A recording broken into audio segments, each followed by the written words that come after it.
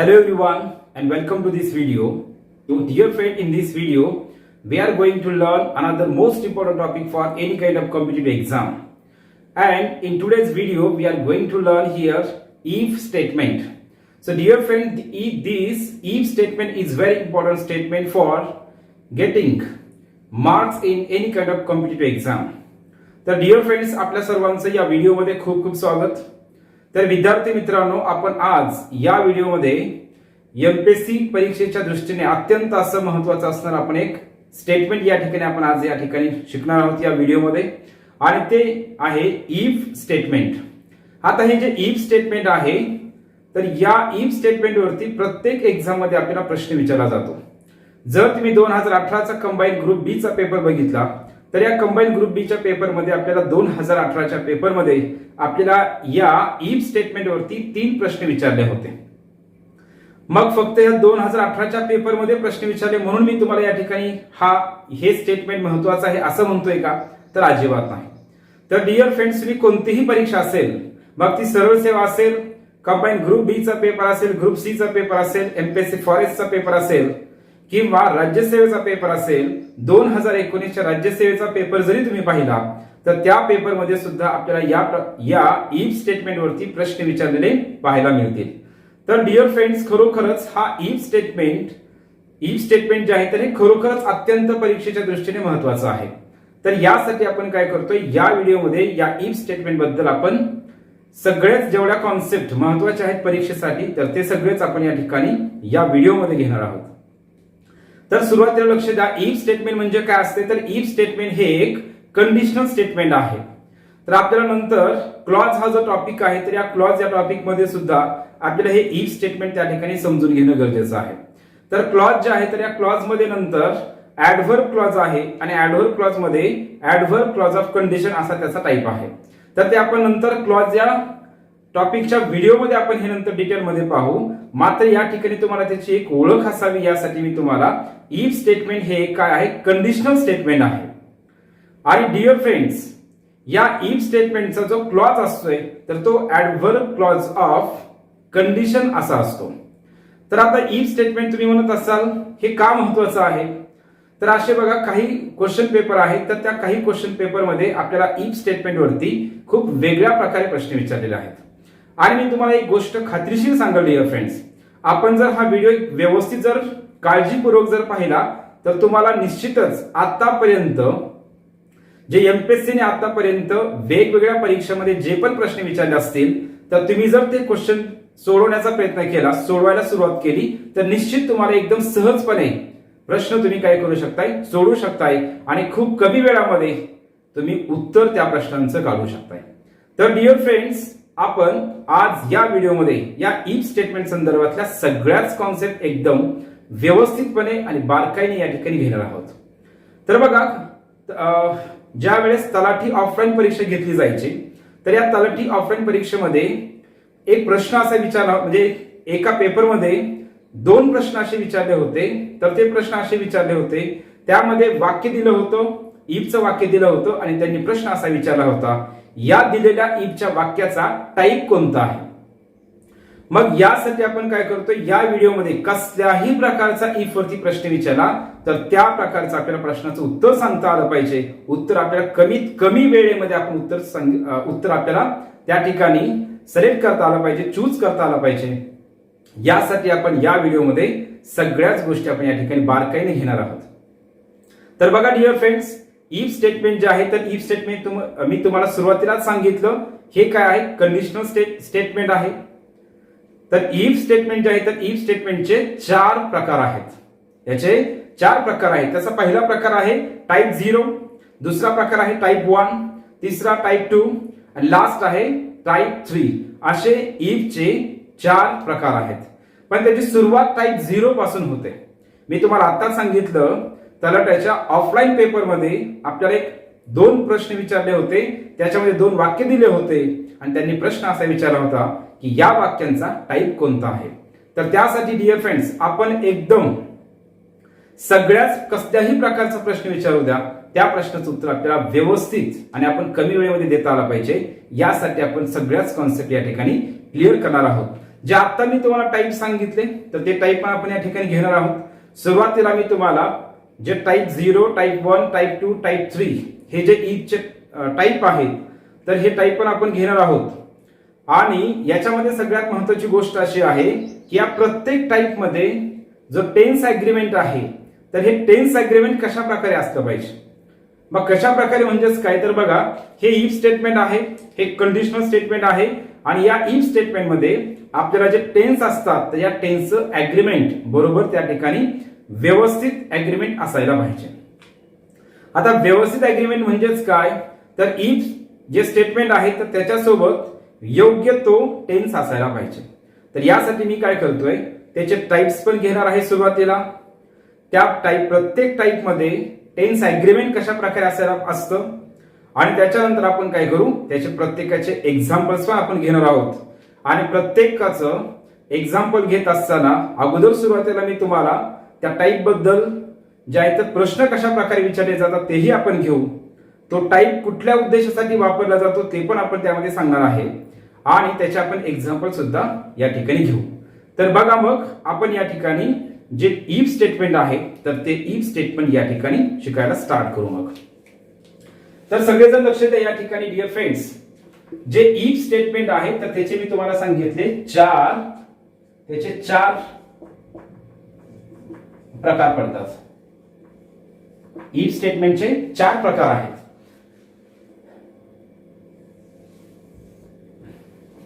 तर याच्यामध्ये आपण सगळंच घेणार आहोत, म्हणजे कोणत्या टाइप मध्ये कोणता टेन्स त्या ठिकाणी वापरला जातो हे आपण सगळं एकदम व्यवस्थितपणे घेणार आहोत. या ठिकाणी मी टाइप लिहितोय. तर बघा,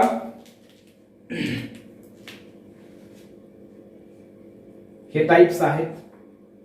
या ठिकाणी इफ स्टेटमेंट किंवा इफ क्लॉज असंही म्हणू शकताय त्याला, इफ स्टेटमेंट म्हणा किंवा इफ क्लॉज म्हणू शकताय. आणि या ठिकाणी मेन स्टेटमेंट म्हणा किंवा मेन क्लॉज आपण त्याला म्हणू, मेन स्टेटमेंट किंवा मेन क्लॉज. आता बघा त्याचा पहिला टाइप कोणता आहे तर पहिला टाइप आहे टाइप 0. सुरुवात त्याची कशापासून होते, टाइप 0 पासून सुरुवात होते डिअर फ्रेंड्स. मग या टाइप 0 मध्ये आपण कोणताच टेन्स वापरतोय आणि पुढं मेन क्लॉज मध्ये कोणता टेन्स वापरतोय तर हे आपण सगळं सुरुवातीला घेऊ, म्हणजे तुमचं एकदम व्यवस्थित क्लिअर होईल. इफ सोबत टाइप 0 मध्ये लक्षात ठेवायचे simple present tense, simple present tense इथं स्वल्पविराम आहे.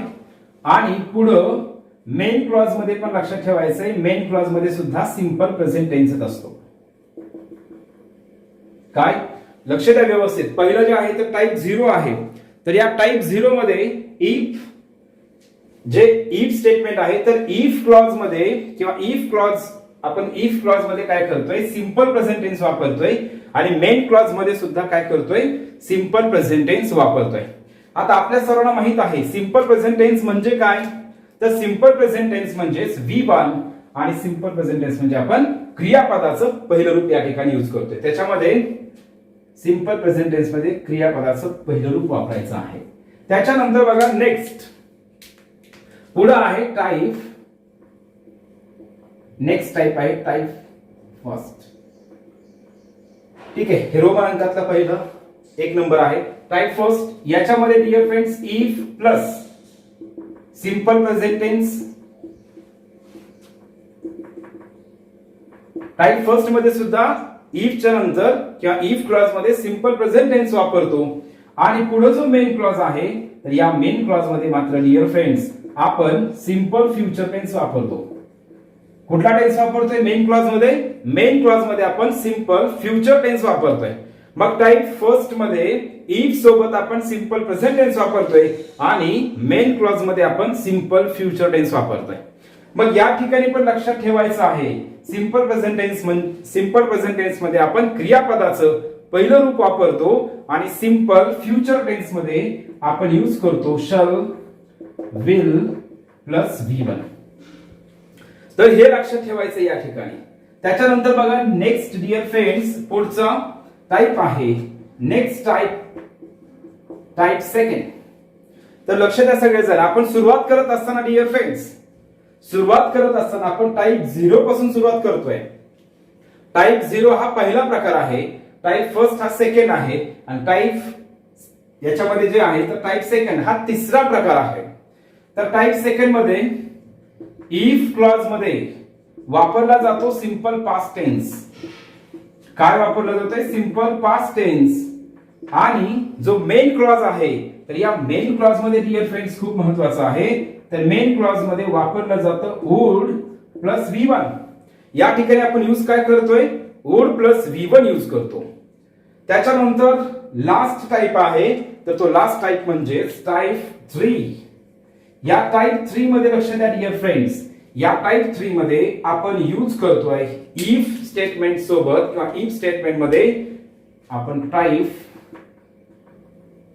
थर्ड मध्ये आपण यूज करतोय if plus past perfect tense. Past perfect tense. आणि मेन क्लॉज मध्ये आपण यूज करतोय dear friends would have plus V3. Would have plus V3. तर या ठिकाणी लक्षात ठेवायचं आहे डिअर फ्रेंड्स, आपण काय करतोय?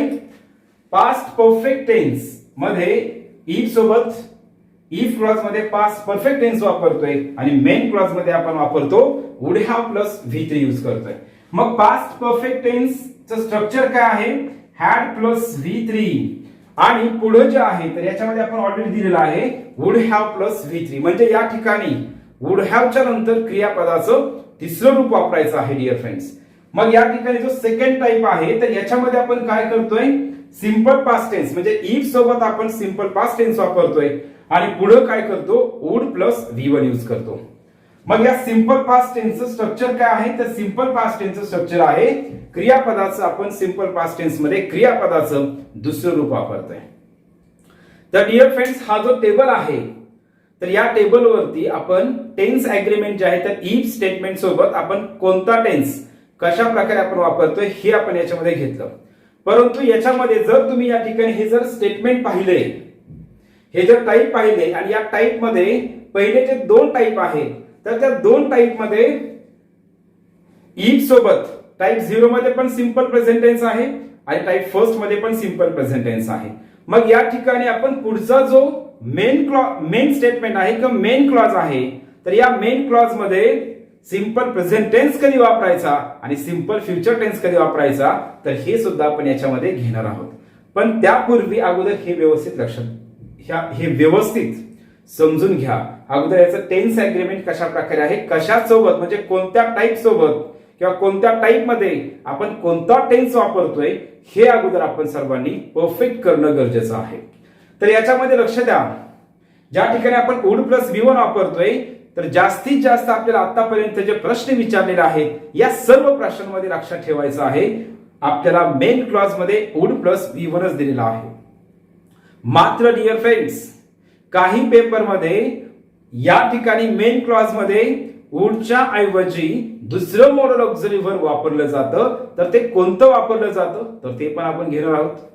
या ठिकाणी वुड हॅव प्लस V3 आहे लास्ट टाइप मध्ये.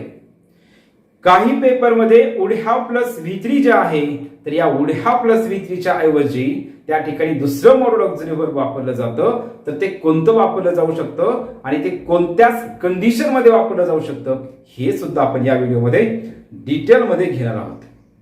जसं मी तुम्हाला सुरुवातीला सांगितलं, या व्हिडिओच्या सुरुवातीला सांगितलं, प्रश्न कसलाही असेल, प्रश्न कशाही प्रकारे विचारू द्या, आपल्याला या ठिकाणी त्या प्रश्नाचं उत्तर आपल्याला आलं पाहिजे आणि ते पण कमी वेळेमध्ये आलं पाहिजे. यासाठी डिअर फ्रेंड्स आपण हा टॉपिक किंवा हा व्हिडिओ इफ स्टेटमेंट संदर्भातला काळजीपूर्वक, लक्षपूर्वक आणि आपण 100% समजून घेतला पाहिजे. जे पण आता मी या ठिकाणी बोर्डवरती लिहिलेलं आहे तर डिअर फ्रेंड्स तुम्ही सर्वांनी पण काय करायचं आहे, त्याचा स्क्रीनशॉट काढा आणि तुम्ही ते जे बोर्डवरती लिहिलेलं आहे तर ते तुम्ही तुमच्या वहीमध्ये एकदम व्यवस्थित लिहून घ्या. ठीक आहे. तर मग हे झालं बघा इफ स्टेटमेंट. तर आपण आता याच्यामध्ये हे जे प्रत्येक इफ स्टेटमेंट आहे तर ते कशा पद्धतीने वापरायचं आहे, टाईप 0 कधी वापरायचा, टाईप 1 कधी वापरायचा हे पण घेणं गरजेचं आहे. कारण आपला जो 2018चा जो पेपर आहे कंबाईन ग्रुप बी चा पेपर, या कंबाईन एमपीएससी चा कंबाईन ग्रुप बी चा पेपर जो आहे, पीएसआय एसटीआर एएसओ चा जो पेपर आहे 2018 चा, या पेपर मध्ये आपल्याला प्रश्न काय विचारलाय, या पेपर मध्ये आपल्याला एक प्रश्न असा विचारलाय, त्यांनी एक वाक्य दिलेलं आहे आणि त्यांनी प्रश्न असा विचारलाय, म्हणजे सॉरी त्याच्यामध्ये त्यांनी 4 वाक्य दिलेत आणि या 4 वाक्यामध्ये प्रश्न असा विचारलाय, खालीलपैकी कोणतं वाक्य अनरिअल कंडिशन व्यक्त करतं. मग आपल्याला त्यासाठी प्रत्येक जो टाईप आहे या प्रत्येक टाईपचं कंडिशन माहित असणं गरजेचं आहे. म्हणजे या ठिकाणी प्रत्येक टाईप जो आहे तर तो टाईप कुठल्या उद्देशाने कुठल्या हेतूने आपण वापरतोय हे सुद्धा या ठिकाणी आपल्याला माहित असणं गरजेचं आहे. म्हणून आपण काय करतोय डिअर फ्रेंड्स, हा जो टॉपिक आहे तर हा टॉपिक म्हणजे इफ स्टेटमेंट आपण एकदम व्यवस्थित कव्हर करणार आहोत. तर हे सर्वांना लक्षात आलेलं आहे. तर ठीक आहे, मग आपण एक एक टाईप या ठिकाणी घेऊ. मग चला ठीक आहे, मग पहिला टाईप या ठिकाणी घेऊ आपण, तर तो आहे टाईप 0. तर बघा टाईप 0 मध्ये काय सांगितलंय, टाईप 0 मध्ये इफ स्टेटमेंट मध्ये आपण सिंपल प्रेझेंट वापरतो आणि पुढं मेन क्लॉज मध्ये सुद्धा आपण काय करतोय, सिंपल प्रेझेंट टेन्सच वापरतो. मग या ठिकाणी लक्ष द्या, हा टाईप 0 कधी वापरला जातोय तर आपण हे या ठिकाणी क्लिअर करू. लक्ष द्या, टाईप 0 जो आहे तर टाईप 0 हा आपण यूज करतो ज्यावेळी आपल्याला फॅक्ट म्हणजे वस्तुस्थिती, फॅक्ट असतील म्हणजे वस्तुस्थिती असेल किंवा ट्रूथ असेल, मग ते सायंटिफिक ट्रूथ असेल किंवा फॅक्ट असेल, वस्तुस्थिती असेल, तर ही व्यक्त करण्यासाठी आपण काय करतो, टाईप 0 वापरतो. पुन्हा एकदा लक्ष द्या, आपण टाईप 0 जे आहे तर या टाईप 0 मध्ये फॅक्ट FACTS, फॅक्ट्स म्हणजे वस्तुस्थिती, मग फॅक्ट्स असतील किंवा सायंटिफिक ट्रूथ असेल तर हे सायंटिफिक ट्रूथ किंवा फॅक्ट व्यक्त करण्यासाठी आपण टाईप 0 वापरतो. म्हणजेच टाईप 0 मध्ये फॅक्ट किंवा सायंटिफिक ट्रूथ व्यक्त केल्या जातात. मग या ठिकाणी लिहितो टाईप 0 हा फॅक्ट्स किंवा सायंटिफिक ट्रूथ म्हणा व्यक्त करण्यासाठी वापरतात.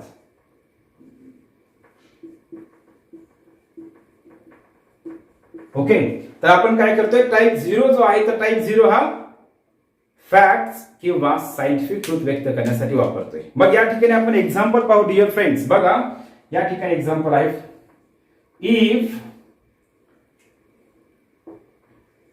if you heat HEAT, if you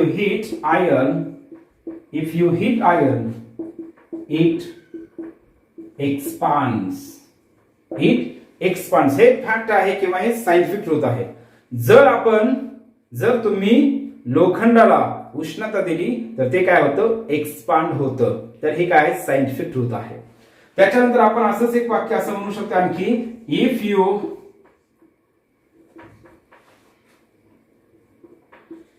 you heat water it boils. मग या ठिकाणी हे दुसरं पण काय आहे, जर तुम्ही पाण्याला उष्णता दिली तर पाणी उकळते. मग या ठिकाणी लक्ष द्या, पहिल्या वाक्यामध्ये पण इफ च्या क्लॉज मध्ये म्हणजे इफ क्लॉज मध्ये किंवा इफ स्टेटमेंट मध्ये काय आहे, सिंपल प्रेझेंट टेन्स आहे, म्हणजे तिथे क्रियापदाचं पहिलं रूप आहे आणि पुढे सुद्धा सिंपल प्रेझेंट टेन्सच आहे, म्हणजे तिथे सुद्धा काय आहे, क्रियापदाचं पहिलं रूपच आहे.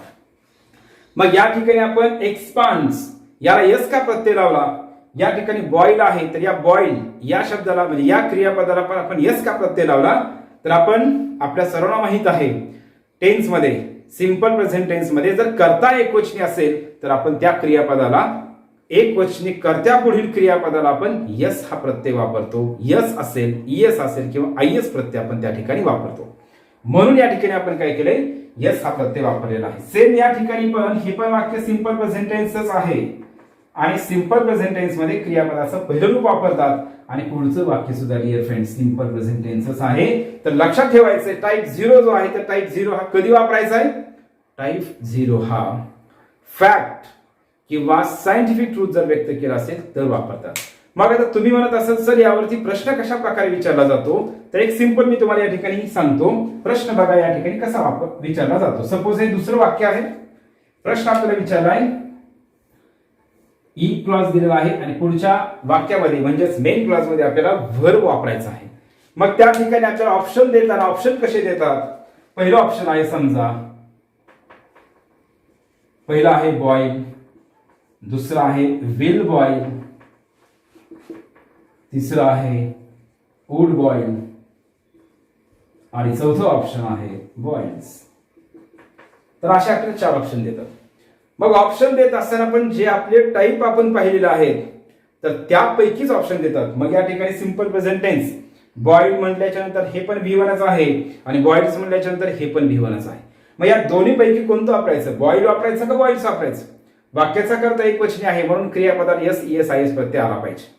या ठिकाणी वस्तुस्थिती किंवा सायंटिफिक ट्रूथ व्यक्त केलेला आहे म्हणून या ठिकाणी आपण यूज करत असताना काय करायचंय? टाईप 0 वापरला पाहिजे. आणि टाईप 0चं स्ट्रक्चर काय आहे? टाईप 0 मध्ये इफ सोबत आपण सिंपल प्रेझेंट टेन्स वापरतो आणि मेन क्लॉज मध्ये सुद्धा सिंपल प्रेझेंट टेन्सच वापरला जातो. म्हणून या ठिकाणी काय करायचंय? इथं सुद्धा सिंपल प्रेझेंट टेन्सच आला पाहिजे. सिंपल प्रेझेंट टेन्स आला पाहिजे म्हणजेच क्रियापदाचं पहिलं रूप आलं पाहिजे. आणि या ठिकाणी मग विल प्लस बॉईल येईल का? तर नाही येणार. वुड प्लस बॉईल येईल का? हे पण येणार नाही. आणि या ठिकाणी बॉईल येईल का बॉइल्स येईल? तर या दोन्ही पैकी आपल्याला काय करायचं ठरवायचं आहे. तर बॉईल पण येणार नाही. मग या ठिकाणी येणार बॉइल्स. का? त्याचं रिझन मी तुम्हाला आत्ताच सांगितलं आहे. आणि डिअर फ्रेंड्स, तुम्ही जर क्वेश्चन पेपर जर सोडवत असाल तर तुम्हाला त्यावेळेस लक्षात येईल की एमपीएससीचे जे 4 ऑप्शन असतात, जर आपला अभ्यास व्यवस्थित असेल तर 2 ऑप्शन सहज निघून जातात. परंतु शेवटपर्यंत 2 मध्ये फायटिंगच असते, कन्फ्युजन असते. पण आपला आणखी एक व्यवस्थित 100% व्यवस्थित अभ्यास जर असेल तर त्या 2 पैकी ऑप्शन मधलं पण आपलं एक ऑप्शन काय होते त्याच्यामध्ये कोणतं बरोबर आहे तर ते आपण ऑप्शन निश्चितच आपण त्याची निवड करू शकतोय. तर हे झालं टाईप 0 संदर्भातलं. हे झालं टाईप 0 संदर्भातलं. तर लक्ष द्या, मग हे टाईप 0 संदर्भातलं आपण हे एकदम व्यवस्थित घेतलेलं आहे. तर तुम्ही काय करायचं आता हे व्यवस्थित लिहून घ्या. मग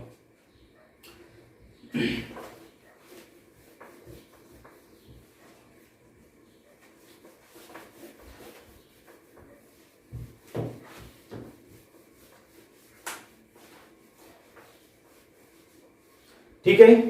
नेक्स्ट टाईप आहे बघा, पुढचा टाईप आहे टाईप फर्स्ट. आता आपण टाईप 0 पाहिला. टाईप 0 मध्ये टाईप 0 कधी वापरायचा आहे, त्याच्यामध्ये कुठलं टेन्स वापरला जातो हे घेतलं आपण. आता आपण पाहतोय नेक्स्ट टाईप, तो आहे टाईप फर्स्ट.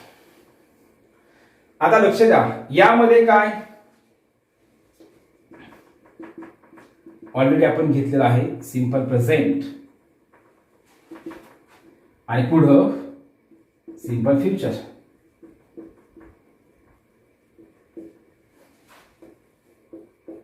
याच्यात पण आपण नोट घेऊ. अगोदर आपण याचं एक्सप्लेनेशन करू. बघा, जो टाईप फर्स्ट आहे तर हा टाईप फर्स्ट, या टाईप फर्स्ट मध्ये इफ क्लॉज मध्ये म्हणजे इफ सोबत सिंपल प्रेझेंट टेन्स वापरला जातो आणि पुढे जो मेन क्लॉज आहे तर या मेन क्लॉज मध्ये सिंपल फ्युचर टेन्स वापरला जातो. तर आता लक्ष द्या, तुमचं कन्फ्युजन राहायला नाही पाहिजे, कारण 2 टाईप आहे, टाईप 0 आणि टाईप 1. या दोन्ही टाईप मध्ये सिंपल प्रेझेंट टेन्सच आहे. मग पुढच्या मेन क्लॉज मध्ये नेमका सिंपल प्रेझेंट वापरायचा का सिंपल फ्युचर टेन्स वापरायचा आणि तो नक्की कधी वापरायचा हे आपलं क्लिअर झालंय. आपण टाईप 0 आहे तर टाईप 0 मध्ये आपण काय करतोय? फॅक्ट किंवा सायंटिफिक ट्रूथ व्यक्त करतोय. आणि या ठिकाणी टाईप फर्स्ट मध्ये आपण काय करतो? या इफ स्टेटमेंट मध्ये टाईप फर्स्ट मध्ये आपण रिअल कंडिशन व्यक्त केल्या जातात. काय व्यक्त केल्या जातात? टाईप फर्स्ट मध्ये रिअल कंडिशन व्यक्त केल्या जातात. हे लक्षात ठेवायचंय. आपल्याला परीक्षेत विचारतात, 4 वाक्य देतात, 3 वाक्य देतात आणि प्रश्न विचारतात की खालील वाक्यांपैकी कोणतं वाक्य रिअल कंडिशन व्यक्त करतं. आता रिअल कंडिशन म्हणजेच काय? जर तुम्ही अभ्यास केला तर तुम्हाला सक्सेस मिळेल. तर ही काय आहे? रिअल कंडिशन आहे, वास्तव आहे. तर या ठिकाणी रिअल कंडिशन या टाईप फर्स्ट मध्ये व्यक्त केल्या जातात. मग या ठिकाणी लक्ष द्या, याचं आपण या ठिकाणी वाक्य पाहू. मग if you work hard you will get success.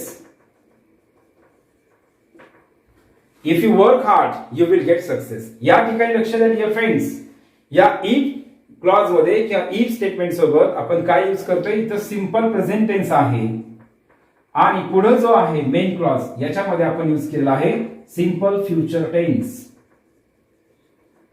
कुठला आपण टेन्स यूज करतो या ठिकाणी, सिंपल फ्युचर टेन्स. तर लक्षात ठेवायचं आहे याच्यामध्ये बघा कुठल्या कुठल्या गोष्टी महत्वाच्या आहेत. टाईप फर्स्ट मध्ये इफ सोबत simple present tense, main clause मध्ये सिंपल फ्युचर टेन्स. त्याच्यानंतर टाईप फर्स्ट हा कधी वापरला जातो, टाईप फर्स्ट मध्ये काय व्यक्त केलं जाते, तर त्याच्यामध्ये रिअल कंडिशन सांगितल्या जातात, रिअल कंडिशन्स व्यक्त केल्या जातात आणि या ठिकाणी हे अशा प्रकारचं वाक्य आहे.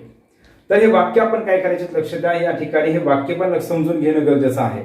तर आपण लक्ष द्या, वाक्य जे आहे तर वाक्य परीक्षेमध्ये आपल्याला खूप विचारलेले प्रश्न आहेत, परंतु तुमचे जर एवढे नियम आता जे मी तुम्हाला सांगतोय 3 गोष्टी लक्षात ठेवायच्या. पहिली गोष्ट आहे टाईप, तो टाईप कोणता आहे, त्या टाईप मध्ये कोणता टेन्स वापरला जातोय आणि त्याच्यानंतर तो टाईप कशासाठी वापरला जातोय हे आपण या ठिकाणी पाहणं आणि हे लक्षात ठेवणं गरजेचं आहे. पुढचा टाईप जो आहे तर पुढचा टाईप आहे टाईप सेकंड.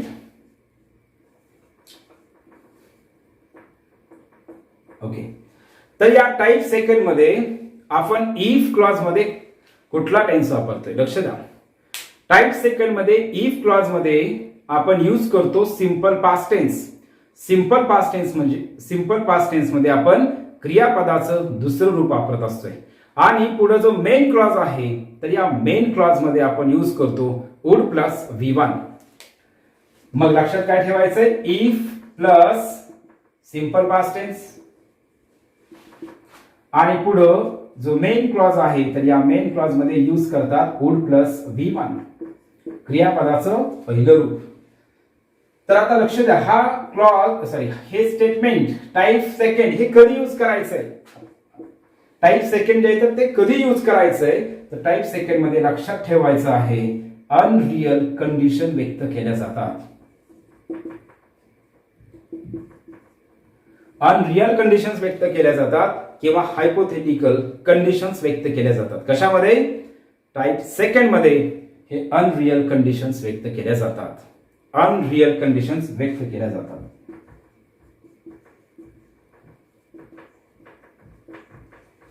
या टाईप मध्ये अनरियल कंडिशन्स व्यक्त केल्या जातात.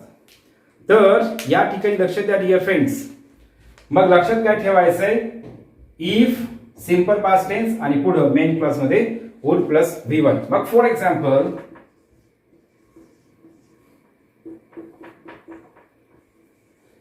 if you got time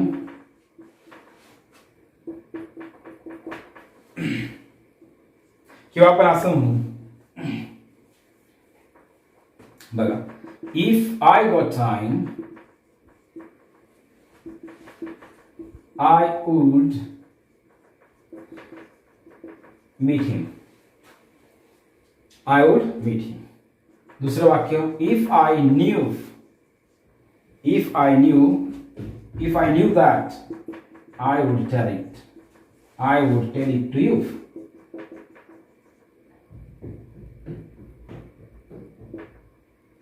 I would tell it to you. तर लक्ष द्या, या ठिकाणी काय करतोय आपण, इफ सोबत आपण यूज करतो simple past tense, simple past. इथं पण सिंपल पास्ट आणि पुढे मात्र काय करायचंय, क्रियापदाचं लक्ष द्या, इथं V1 वापरायचं आहे, पुढच्या नंतर क्रियापदाचं पहिलं रूप वापरायचं आहे. तर या ठिकाणी हे लक्षात ठेवणं आपण गरजेचं आहे. त्याच्यानंतर आपण सांगत होतो काही वेळी काय केलं जातंय, या वुडच्या ऐवजी दुसरं मॉडल ऑक्झिलरी व्हर्ब वापरलं जातंय. मग दुसरं मॉडल ऑक्झिलरी व्हर्ब कोणतं वापरलं जाऊ शकतंय, तर यामध्ये लक्षात ठेवायचं आहे, याच्या ऐवजी वुडच्या ऐवजी कधी कधी वापरलं जातं माइट आणि काही वेळेस वापरलं जातं कुड वापरलं जातं. तर आपण सिंपल लॉजिक लक्षात ठेवायचंय, कुड असेल, माइट असेल, वुड असेल, तर हे तिन्ही काय करतात, पास्ट टेन्स इंडिकेट करतात. पुन्हा एकदा सांगतोय, लक्ष द्या, जास्तीत जास्त आपल्याला प्रश्न जे आतापर्यंत परीक्षेमध्ये विचारलेले आहेत किंवा जास्तीत जास्त प्रमाणामध्ये वुड प्लस V1च वापरलं जातं.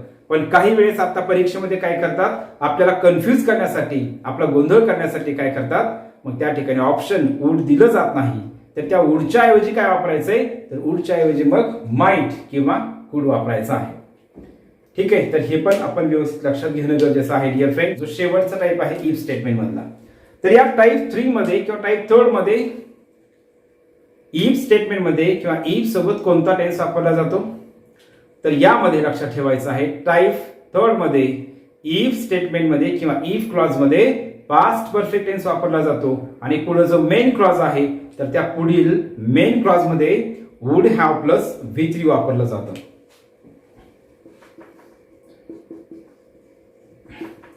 पास्ट परफेक्ट आणि पुढं वापरलं जाते would have plus V3. Would have plus V3 लक्ष द्या. मग या ठिकाणी यूज काय करायचंय, इफ सोबत आपण यूज करतोय पास्ट परफेक्ट टेन्स आणि पुढे यूज करतोय वुड हॅव प्लस V3. मग आता तुम्ही म्हणत असाल टेन्स अग्रीमेंट म्हणजे नेमकं काय, तर आपण ऑलरेडी सुरुवातीलाच मी तुम्हाला सांगितले, पुन्हा एकदा सांगतो. टेन्स अग्रीमेंट म्हणजेच काय, लक्ष द्या. आपल्याला परीक्षेमध्ये काही वेळेस काय करतात, मेन क्लॉजचं वाक्य पूर्ण दिलेलं असतंय, आपल्याला हे वाक्य पूर्ण करायचं असतंय आणि काही वेळेस काय करतात, इफचं वाक्य दिलेलं असतंय तर मेन क्लॉजचं वाक्य आपल्याला पूर्ण करायचं असतंय. आणि या ठिकाणी मेन क्लॉजचं वाक्य पूर्ण करत असताना इफ सोबत कोणता टेन्स आहे त्याचा विचार करून पुढचं जे ऑप्शन आहे, तर आपण जे 4 पर्याय दिले असतात तर त्या 4 पर्यायापैकी आपलं जे योग्य ते ऑप्शन, करेक्ट ऑप्शन त्या ठिकाणी निवडायचं असतंय. आणि जर समजा इथं वुड हॅव प्लस V3 दिला असेल आणि आपल्याला इकडचं जर इफ सोबतचं जर वाक्य पूर्ण करायचं असेल तर त्या ठिकाणी लक्षात ठेवायचंय, इथे जर वुड हॅव प्लस V3 असेल तर या ठिकाणी निश्चितच पास्ट परफेक्ट टेन्स येणार आहे. तर हे आपण कसंही विचारू द्या तर आपल्याला त्याचं उत्तर 100% डिअर फ्रेंड्स आलं पाहिजे.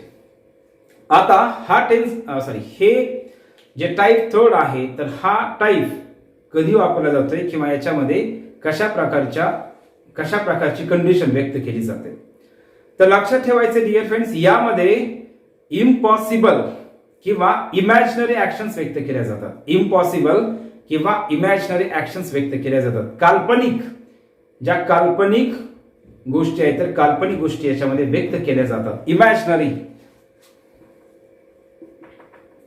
याच्यामध्ये past imaginary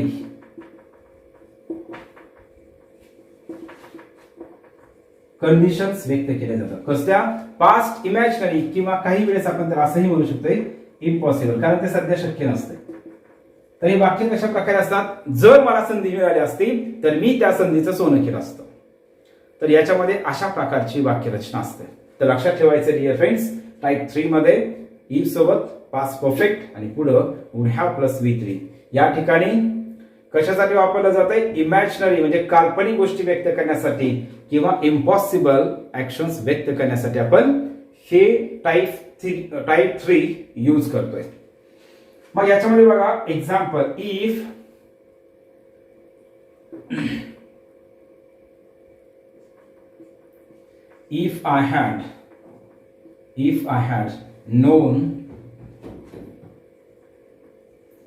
if I had known your problem, I would have solved it. I would have solved. ed लावायचं म्हणजे क्रियापदाचं तिसरं रूप. I would have solved it. म्हणजे या ठिकाणी काय करायचंय, if सोबत पास्ट परफेक्ट टेन्स वापरायचा आहे, पास्ट परफेक्ट आणि पुढे वापरायचं आहे या ठिकाणी वुड हॅव प्लस V3. मग ज्याप्रमाणे आपण टाईप 2 मध्ये पाहिलं, जर वुड हे ऑप्शन दिलं असेल तर वुडच्या ऐवजी आपण कुठला शब्द वापरू शकतोय, त्याच पद्धतीने काही वेळेस आपल्याला या ठिकाणी वुड हॅव दिलं जात नाही तर मग या वुड हॅवच्या ऐवजी काय वापरलं जातंय, सेम तशा प्रकारे लक्षात ठेवायचंय. तर वुड हॅवच्या ऐवजी आपण त्या ठिकाणी लक्ष द्या माइट हॅव किंवा वुड हॅव प्लस V3 वापरतात. मग जास्तीत जास्त, पुन्हा एकदा सांगतोय, जास्तीत जास्त वुड हॅव प्लस V3 परीक्षेत दिलं जातं. वुड हॅवच्या नंतर माइट हॅव प्लस V3 आणि नंतर मग वुड हॅव प्लस V3 नसेल तर माइट हॅव प्लस V3 येऊ शकते आणि माइट हॅव प्लस म्हणजे हे दोन्ही नसतील तर कुड हॅव प्लस या ठिकाणी V3 येते. तर डिअर फ्रेंड्स, तर हे अशा प्रकारे काय करायचं, हे इफ स्टेटमेंट आपण सर्वांनी व्यवस्थित लक्षात घ्यायचं आहे. तर हे झाले आपले 4ही जे टाईप आहेत तर या 4ही टाईप संदर्भात. तर डिअर फ्रेंड्स, आपण आता काय करू, परीक्षेमध्ये जे प्रश्न पडलेले आहेत तर त्यातले आपण काही प्रश्न घेऊ. आता लक्ष द्या, आपण जे आपल्या क्लास पुस्तक केलेलं आहे तर या पुस्तकामध्ये इफ स्टेटमेंट स्पेशल मी काय केलेलं आहे, इफ स्टेटमेंटचे वाक्य किंवा इफ स्टेटमेंटवरती जे प्रश्न विचारलेले आहेत तर ते सेपरेट काढलेले आहेत. तर ते जवळजवळ सगळ्याच क्वेश्चन पेपरमध्ये आपण घेतलेले आहेत. तर त्याच्यामध्ये मला वाटतंय 100 पेक्षाही जास्त, 100 पेक्षाही अधिक प्रश्न इफ स्टेटमेंटवरती विचारलेले आहेत. मग आपण एवढे सगळे इफ स्टेटमेंटचे प्रश्न तर आपण बोर्डवरती लिहू शकत नाही, परंतु आपण त्याच्यामध्ये काही प्रश्न त्यामध्ये घेऊ, काही वाक्य आपण घेऊ, जेणेकरून तुम्हाला समजण्यासाठी मदत होईल. तर बघा डिअर फ्रेंड्स, या ठिकाणी पहिला प्रश्न आहे. तर हा जो प्रश्न आहे तर हा प्रश्न राज्यसेवा 2018च्या पेपर मधला आहे. तर एकदा प्रश्न व्यवस्थित वाचून घ्या, एकदा विचार करा आणि त्यानंतर ठरवा की याचं उत्तर काय येईल. प्रश्न बघा व्यवस्थित, त्याचे ऑप्शन्स बघा आणि त्याचं उत्तर काय येईल. तर उत्तर काय येईल तर हे सिलेक्ट करण्याचा, चूज करण्याचा प्रयत्न करा. ठीक आहे, मग बघा आता मी सांगतो या ठिकाणी. तर ज्यावेळेस आपल्याला असा प्रश्न विचारला जातोय तर अशा प्रश्नाचं उत्तर, या ठिकाणी असा जो प्रश्न विचारला जातोय या प्रश्नाचं उत्तर आपण देत असताना काय करायचंय, तर या ठिकाणी हे जे इफ स्टेटमेंट आहे तर त्याच्यामध्ये कोणता टेन्स आहे, पुढे मेन क्लॉज मध्ये कोणता स्ट्रक्चर आहे किंवा कोणता टेन्स आहे, तर त्याच्यानुसार आपल्याला काय करायचंय ते ठरवायचं आहे. तर बघा आपण पहिलं वाक्य जे आहे तर पहिलं वाक्य आपल्याला ह्या इफ चं जे क्लॉज आहे, इफ क्लॉज मध्येच आपल्याला काय करायचंय, या ठिकाणी वर्ब फॉर्म हा योग्य तो वर्ब फॉर्म आपल्याला याच्या दिलेल्या ऑप्शन पैकी निवडायचा आहे. मग हा वर्ब फॉर्म किंवा आपल्याला ऑप्शन निवडत असताना आपल्याला काय करायचंय, पुढचा जो मेन क्लॉज आहे तर या मेन क्लॉजचा विचार करून आपल्याला या ठिकाणी उत्तर, आपल्याला योग्य ते उत्तर आणि करेक्ट उत्तर निवडायचंय. मग या ठिकाणी लक्षात द्या, याच्यामध्ये आहे वुड प्लस V1. या ठिकाणी काय आहे, वुड प्लस V1. मग आपण शिकलो जे टाईप आपण 4 घेतले तर त्याच्यामध्ये आपण पाहिलं, जर मेन क्लॉज मध्ये वुड प्लस V1 असेल तर इफ क्लॉज मध्ये काय असतो, सिंपल पास्ट टेन्स असतो. काय असतोय, सिंपल पास्ट टेन्स असतो. तर मग या ठिकाणी वुड प्लस V1 असेल तर या ठिकाणी काय असायला पाहिजे, पहिल्या ह्याच्यामध्ये सिंपल पास्ट टेन्सचं क्रियापद असायला पाहिजे, म्हणजे V2 असायला पाहिजे. आपण हे क्लिअर केलं. त्याच्यानंतर नेक्स्ट या ठिकाणी आहे will plus V1. Will plus V1, will plus V1 म्हणजेच हा टेन्स कोणता झाला, हा टेन्स झाला सिंपल फ्युचर टेन्स.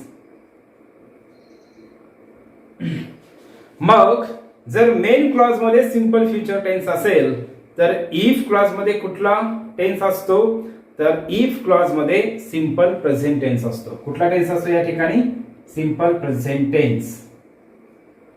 मग सिंपल प्रेझेंट टेन्स म्हणजेच क्रियापदाचं पहिलं रूप असतं. आणि या ठिकाणी पुढचं बघू आपण, नंतर ऑप्शन कडे येऊ आपण. या ठिकाणी आहे वुड हॅव प्लस V3. मग वुड हॅव प्लस V3 जर मेन क्लॉज मध्ये वुड हॅव प्लस V3 असेल तर इफ स्टेटमेंट मध्ये कोणता टेन्स असतो, जर मेन क्लॉज मध्ये वुड हॅव प्लस V3 असेल तर इफ स्टेटमेंट मध्ये त्या ठिकाणी पास्ट परफेक्ट टेन्स असतो. आणि पास्ट परफेक्ट टेन्स म्हणजेच हॅड. पास्ट परफेक्ट टेन्सचं स्ट्रक्चर काय असते, हॅड प्लस V3. या ठिकाणी काय असायला पाहिजे, पास्ट परफेक्ट टेन्स. मग आता आपण या ठिकाणी ऑप्शन कडे जाऊ. पहिल्या ह्याच्यामध्ये असायला पाहिजे V2 म्हणजे सेकंड फॉर्म असायला पाहिजे, क्रियापदाचा सेकंड फॉर्म असायला पाहिजे. मग या ठिकाणी जे ऑप्शन दिलेलं आहे तर ऑप्शन बघा, इथं पहिलं V2 आहे का, तर नाही. दुसऱ्या ह्याच्यामध्ये काय असायला पाहिजे, सिंपल प्रेझेंट टेन्स असायला पाहिजे, म्हणजेच क्रियापदाचं किती रूप असायला पाहिजे, पहिलं रूप असायला पाहिजे. हे बरोबर येते का, नाही. आणि या ठिकाणी पास्ट परफेक्ट म्हणजेच हॅड प्लस V3 असायला पाहिजे. मग या ठिकाणी लक्ष द्या, हे ऑप्शन येत नाही, म्हणजेच पहिलं ऑप्शन चुकीचं आहे. दुसरं ऑप्शन आहे, याच्यामध्ये आयएनजीच दिलेलं आहे, जिथं V2 पाहिजे होतं इथं V1 आहे. V1 ठीक आहे, परंतु या ठिकाणी पहिलंच काय आहे, या ठिकाणी V2 आला पाहिजे, तर इथं आयएनजी फॉर्म आहे, म्हणून हे पण उत्तर चुकीचं आहे. त्याच्यानंतर या ठिकाणी V2 असायला पाहिजे, पण इथं क्रियापदाचं पहिलं रूप आहे.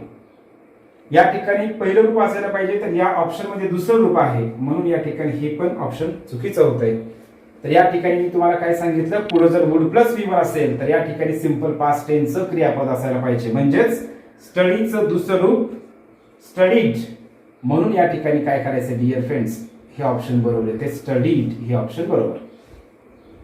त्याच्यानंतर इथं will plus V1 simple future tense आहे. मग या ठिकाणी काय असायला पाहिजे, सिंपल प्रेझेंट टेन्स असायला पाहिजे, म्हणजेच क्रियापदाचं पहिलं रूप असायला पाहिजे.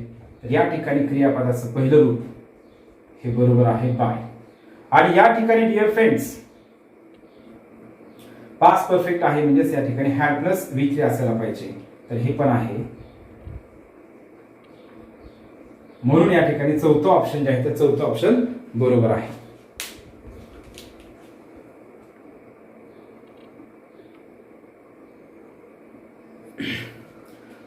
तर बघा या ठिकाणी आपण अशा प्रकारे ज्यावेळेस आपल्याला परीक्षेचे प्रश्न विचारले जातात तर त्याचं उत्तर आपण अशा प्रकारे आपण निवडत असतोय किंवा आपण त्याचं करेक्ट आन्सर अशा प्रकारे आपण सिलेक्ट करतोय. तर त्यासाठी काय करायचंय, जे आपण या व्हिडिओमध्ये जे 4 टाइप्स पाहिले तर त्या प्रत्येक टाइप मध्ये कोणता टेन्स येतो, म्हणजे इफ सोबत कोणता टेन्स असतो आणि पुढे मेन क्लॉज मध्ये आपण कोणता टेन्स वापरतो, किंवा त्या ठिकाणी वुड वापरायचं का वुड हॅव प्लस V3 वापरायचं, तर हे पण आपण त्या ठिकाणी लक्षात ठेवणं गरजेचं आहे. इफच्या क्लॉज मध्ये कधीच सिंपल फ्युचर टेन्स वापरला जात नाही, म्हणजे इफ सोबत कधीच विल प्लस V1 वापरला जात नाही. इफ सोबत कधीच वुड हॅव, कुड हॅव, शुड हॅव असे शब्द कधीही वापरले जात नाहीत. म्हणजेच इफच्या क्लॉज मध्ये विल प्लस V1 पण वापरायचं नाही आणि इफच्या क्लॉज मध्ये वुड हॅव, कुड have, should have plus V3 पण वापरायचं नाही. काही वेळेस आपल्याला काय केलं जातं, ज्यावेळेस ऑप्शन दिले जातात खालीलपैकी कोणतं वाक्य बरोबर आहे असा ज्यावेळेस प्रश्न विचारला जातो त्यावेळी इफच्या क्लॉज मध्ये वुड हॅव, कुड हॅव किंवा विल प्लस V1 म्हणजेच सिंपल फ्युचर टेन्स दिला जातो. तर त्या ठिकाणी लक्षात ठेवायचं डिअर फ्रेंड्स, अशा प्रकारचं वाक्य हे 100% चुकीचंच वाक्य आहे. अशा प्रकारचं स्ट्रक्चर इंग्लिशमध्ये वापरलं जात नाही. तर हे पण आपण काय करायचं लक्षात ठेवायचं. तर ते पुढचे प्रश्न जे कंबाईन ग्रुप बी चा पेपर झाला 2018चा, हे दोन्हीही प्रश्न 2018च्या क्वेश्चन पेपर मध्येच आहेत. तर अगोदर व्यवस्थित बघा, या ठिकाणी तुम्ही वाक्य प्रश्न जे आहे ते प्रश्न व्यवस्थित रीड करा आणि त्याचं उत्तर काय येईल हे उत्तर देण्याचा तुम्ही प्रयत्न करा. पहिला प्रश्न बघा, या ठिकाणी इफ ही हॅज टाइम असा आहे आणि त्याच्यानंतर काय केलं आपल्याला, त्या ठिकाणी हे पुढचं जे वाक्य आहे तर पुढचं वाक्य परीक्षेमध्ये काय केलं होतं, या ठिकाणी हे वाक्य चुकीचं दिलं होतं. या ठिकाणी काय केलं होतं, ही वुड टेलिफोन असं दिलं होतं आणि त्याने सूचना दिली होती की जे चुकलेलं वाक्य आहे तर ते करेक्ट करायला सांगितलं होतं. आता ही सूचना खूप मोठी होती लिहायला, म्हणून मी काय केलं, या ठिकाणी आपल्याला या ठिकाणी डायरेक्ट ऑप्शन्स दिलेले आहेत. तर बघा या ठिकाणी लक्ष द्या डिअर फ्रेंड्स. मग हे आपण सुरुवातीला या ठिकाणी काय करायचं, या ठिकाणी आपण लक्षात ठेवायचं आहे जे इफ जे आहे तर इफचं स्टेटमेंट यामध्ये कोणता टाईप आहे आणि त्याच्यामध्ये कोणता टेन्स आहे त्याच्यानुसार आपल्याला पुढं काय करायचंय, पुढचं वाक्य जे आहे तर त्या पुढच्या वाक्यामध्ये कोणता टेन्स वापरायचा आहे, म्हणजेच मेन क्लॉज मध्ये कोणता टेन्स वापरायचा हे लक्षात येईल. तर लक्षात द्या या ठिकाणी इफ जे आहे तर यामध्ये इफ क्लॉज मध्ये हॅज आहे, म्हणजेच या ठिकाणी जर हॅव हॅज हे वाक्यामध्ये जर हॅव हॅज च्या नंतर वर्ब नसेल आणि हॅव हॅज जे V1 म्हणून म्हणजे वर्ब म्हणून वापरला असेल तर त्या वाक्याचा टेन्स हा सिंपल प्रेझेंट टेन्स असतो. मग इफ सोबत जर सिंपल प्रेझेंट टेन्स असेल तर मेन क्लॉज मध्ये काय असायला पाहिजे, सिंपल फ्युचर टेन्स असायला पाहिजे. म्हणून या ठिकाणी लक्षात ठेवायचं सिंपल फ्युचर टेन्सचं वाक्य किंवा सिंपल फ्युचर टेन्सचं ऑप्शन कोणतं आहे, तर हे शुड आहे का, तर या ठिकाणी नाही. हे आहे का, तर हो, हे सिंपल फ्युचर टेन्सच ऑप्शन आहे. म्हणून याचं उत्तर जे आहे तर उत्तर कुठलं येत आहे, 2 नंबरचं ऑप्शन येत आहे. तर एवढं आपण क्विक कमी वेळेमध्ये आपण याचं काय करू शकतो, उत्तर देऊ शकतोय. मग या ठिकाणी याचं उत्तर आलं ही विल टेलिफोन, हे असं त्याचं उत्तर आलं. पुढचा प्रश्न आहे बघा, प्रश्न काय विचारलाय, अनरियल कंडिशन. खाली जे 4 वाक्य दिलेले आहेत तर या 4 वाक्यापैकी कोणतं वाक्य अनरियल कंडिशन व्यक्त करते. बघा आता या ठिकाणी आपण काय करतोय बघा, बऱ्याच वेळेस विद्यार्थी काय करतात, प्रश्न वाचतात आणि प्रश्न वाचल्याच्या डायरेक्ट ऑप्शन कडे बघतात. तर आपल्याला प्रश्न काय विचारला हे समजून घ्यायला पाहिजे. मग प्रश्न काय विचारलाय, अनरियल कंडिशन म्हणजे खालील 4 वाक्यापैकी कोणतं वाक्य अनरियल कंडिशन व्यक्त करते. मग आपल्या सर्वांना माहित आहे जे इफचे 4 टाईप आहेत तर या इफच्या 4 टाईप पैकी जे टाईप सेकंड आहे तर हा टाईप सेकंड काय करतो, अनरियल कंडिशन व्यक्त करतो. मग या टाईप सेकंड मध्ये कोणता टेन्स असतो, तर या टाईप सेकंड मध्ये इफ सोबत सिंपल पास्ट टेन्स असतो आणि मेन क्लॉज मध्ये वुड प्लस V1 असतं. तर आपण मग चार जे ऑप्शन्स आहेत, हे जे 4 वाक्य आहेत, तर ह्या 4 वाक्याचं आपण काय करतोय, याच्यामधून करेक्ट उत्तर ज्यावेळेस आपल्याला निवडायचं आहे, तर त्यासाठी आपण या स्ट्रक्चरचा विचार केला पाहिजे. इफ सोबत सिंपल पास्ट आणि पुढं वुड प्लस V1. तर बघू मग आपण कोणत्या ऑप्शन मध्ये, कोणतं ऑप्शन जे आहे तर त्याच्यामध्ये सिंपल पास्ट टेन्स आणि वुड प्लस V1 वापरलेला आहे किंवा वुड प्लस V1 दिलेला आहे. तर पहिलं जे आहे तर पहिल्यामध्ये तर बघा इथं सिंपल प्रेझेंट टेन्स दिलाय आणि पुढे विल प्लस V1 दिलेला आहे. मग या ठिकाणी हे तर ऑप्शन चुकीचं झालं. त्याच्यानंतर नेक्स्ट इथं हॅड आहे, इथं हॅड आहे. ज्याप्रमाणे या वाक्यामध्ये हॅव हॅज V1 म्हणून वापरू शकतो किंवा या वाक्यामध्ये हॅज हे वर्ब म्हणून वापरलेलं आहे, सेम या ठिकाणी पण काय आहे, हॅड जे आहे तर हॅड सुद्धा या ठिकाणी वर्ब म्हणूनच वापरलेलं आहे, म्हणजे V2 म्हणून वापरलेलं आहे. कशाचं V2? हॅड हे हॅव या क्रियापदाचं V2 आहे, म्हणजे सेकंड फॉर्म आहे. हॅव, हॅड आणि हॅड असे V2 आणि V3 त्याचे फॉर्म आहेत हॅवचे. या ठिकाणी हे V2 झालं. V2 म्हणजे सिंपल पास्ट टेन्स झाला आणि पुढे काय आहे, वुड प्लस V1 आहे, म्हणजे या ठिकाणी हे ऑप्शन बरोबर आहे. मग आपल्याला विचारायच किती, एकच वाक्य विचारलंय, म्हणजे याचं उत्तर 100% हेच आहे. आपण आणखी तरी पण पुढच्या पण वाक्याचा ऑप्शनचा विचार करू. या ठिकाणी बघा ट्राईज हे V1 आहे, म्हणजे याच्यामध्ये पण सिंपल प्रेझेंट टेन्स आहे, तर हे ऑप्शन येत नाही. आणि या ठिकाणी पण सिंपल प्रेझेंट टेन्सच आहे, तर हे पण ऑप्शन त्याचं उत्तर येत नाही. तर काय लक्षात ठेवायचं डिअर फ्रेंड्स, तर आपण एवढं कमी वेळेमध्ये उत्तर आपण योग्य ते उत्तर आपण निवडू शकतोय. तर त्यासाठी काय करायचंय, जे आपण या व्हिडिओमध्ये जे टाइप्स पाहिले त्या टाइपमध्ये जे त्याचे टेन्स आहेत, तर ते टेन्स आपण कुठले टेन्स वापरतोय हे 100% एकदम व्यवस्थित परफेक्ट क्लिअर करायचं आहे. म्हणजे आपल्याला याच्यावरती जे प्रश्न विचारले जातात तर ते प्रश्न आपण एकदम कमी वेळेमध्ये आपण सोडू शकतो. तर हे प्रश्न जे आहेत तर हे प्रश्न झाले क्वेश्चन पेपर मधले. आणखी एक इफ स्टेटमेंट संदर्भात अत्यंत महत्वाची गोष्ट आहे आणि ती म्हणजे जे इफचं वाक्य असते तर इफचं वाक्य आपण 3 प्रकारे लिहू शकतोय. मग काही पेपरमध्ये काय करतात, इफचं वाक्य जे आहे तर इफचं वाक्य देत असताना जे आहे तर इफचं वाक्य आपल्याला वेगळ्या प्रकारे दिलं जातं. तर आपण अगोदर सुरुवातीला काय करू, या ठिकाणी इफचं वाक्य आपण 3 प्रकारे लिहू शकतोय, तर हे कसं लिहिणार हे आपण क्लिअर करू. आणि जे इफचं वाक्य 3 प्रकारे लिहिलं जाते त्याच्यापैकी जो तिसरा प्रकार आहे, तर या तिसऱ्या प्रकारचं वाक्य मी तुम्हाला अगोदर सुरुवातीला सांगितलं, जो इफचं वाक्य असते तर हे इफचं वाक्य हे ऍडव्हर्ब क्लॉज ऑफ कंडिशन असतं. मग परीक्षेमध्ये आपल्याला जे प्रश्न विचारले जातात ऍडव्हर्ब क्लॉज ऑफ कंडिशन, मग आपण काय लक्षात ठेवतो, ऍडव्हर्ब क्लॉज ऑफ कंडिशन म्हटलं की इफचं वाक्य. परंतु आता परीक्षेमध्ये काय केलं जातंय, जे इफचं वाक्य जे तिसऱ्या प्रकारे लिहिलं जातंय विदाउट इफने, ते वाक्य परीक्षेमध्ये आपल्याला काय करतात, क्वेश्चन पेपरमध्ये देतात आणि त्या वाक्याचा क्लॉज कोणता आहे असा प्रश्न विचारला जातो. मग त्यावेळी आपण लक्षातच ठेवलंय ऍडव्हर्ब क्लॉज ऑफ कंडिशन म्हटलं की इफ असेल, अनलेस असेल, इन केस असेल, तर हे असे शब्द असेल तरच आपण त्याला काय म्हणतोय, ऍडव्हर्ब क्लॉज ऑफ कंडिशन म्हणतोय. परंतु डिअर फ्रेंड्स, आपण इफचं वाक्य विदाउट इफने पण लिहू शकतोय, तर ते आपण या ठिकाणी आता पाहू. मग तर पुन्हा एकदा सांगतोय, लक्ष द्या, इफचं वाक्य आपण 3 प्रकारे लिहू शकतोय, तर ते आपण 3 प्रकारे कसं लिहिणार हे आपण या ठिकाणी शिकू. खूप सोपं आहे. इफचं वाक्य 3 प्रकारे लिहू शकतोय. If I were a bird, I would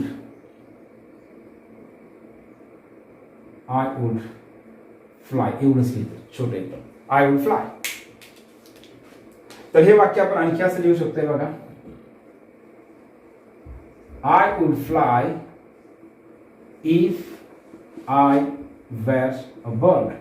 आणि आपण याच्या अगोदर चर्चा केलेली आहे, ज्या वेळेस आपल्याला काल्पनिक बोलायचंय तर काल्पनिक बोलत असताना इफ आय जे आहे तर इफ आयच्या नंतर वॉज न वापरता वेअर वापरतात.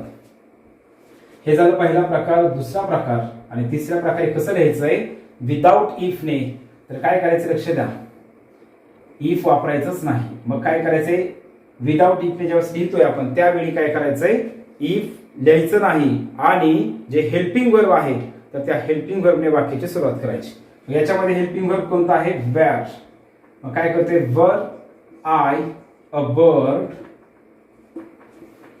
I would fly. तर अशा प्रकारे आपण इफचं वाक्य 3 प्रकारे लिहू शकतोय. तर डिअर फ्रेंड्स, आपण या व्हिडिओमध्ये इफ स्टेटमेंट संदर्भात आपण सगळे जेवढे कॉन्सेप्ट्स, जेवढे नियम परीक्षेसाठी अत्यंत महत्त्वाचे आहेत, तर ते सगळे नियम आपण या व्हिडिओमध्ये पाहिले. तर ठीक आहे, मग थांबू आपण. थँक्यू.